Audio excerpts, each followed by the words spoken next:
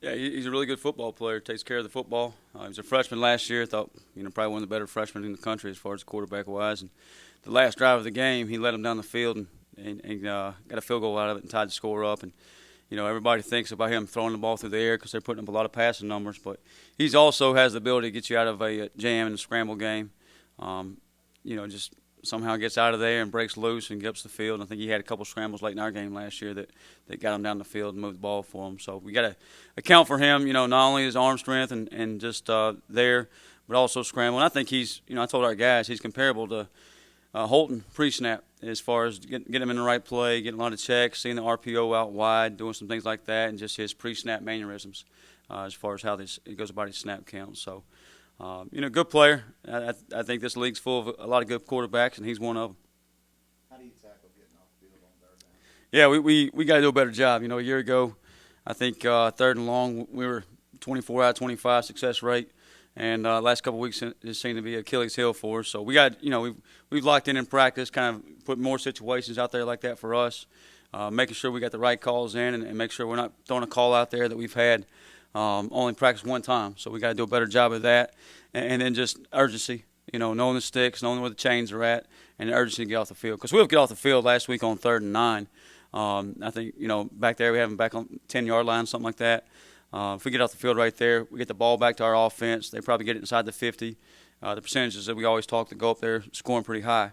And otherwise, we let them keep it alive, and then they get down the field and get a touchdown out of it. So it's 93 yards right there. I think we gave up just under 400 yards on the week. So you take that off the board, now you're at 300, and you've had a great day on defense. So I think it really comes down to a few plays here and there for us, and especially third down. And that's always been a big focus for us, and we got to even ramp that up a little bit more. So we got to do a good job with that.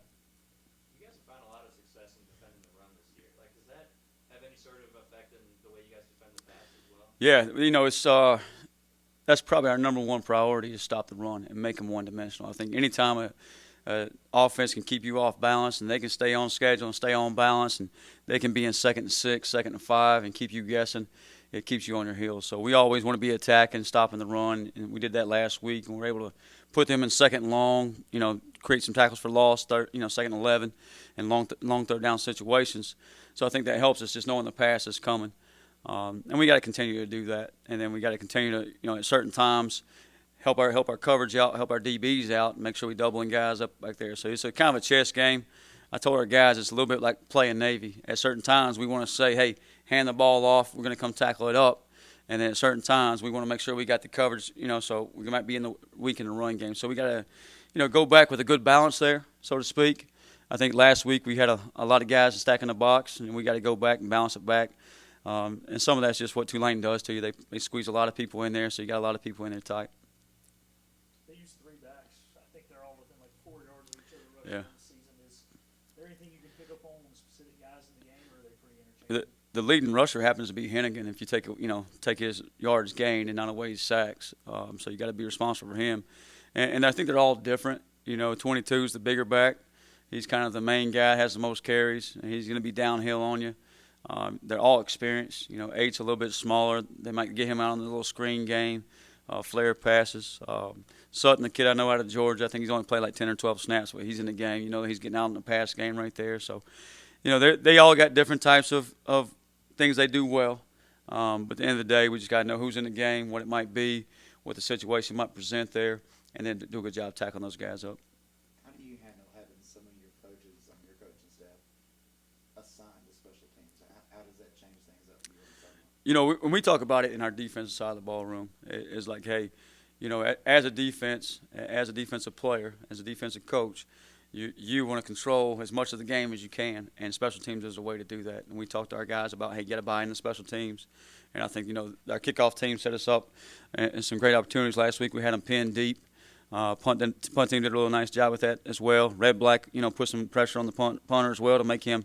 Sometimes those are hidden yardage. You force a punter into a 30-yard kick. Well, that's like a 15-yard return.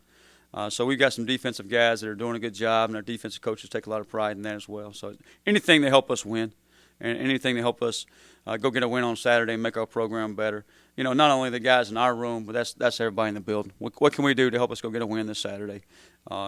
7:30 in Dowdy-Ficklin Stadium. Y'all really got after the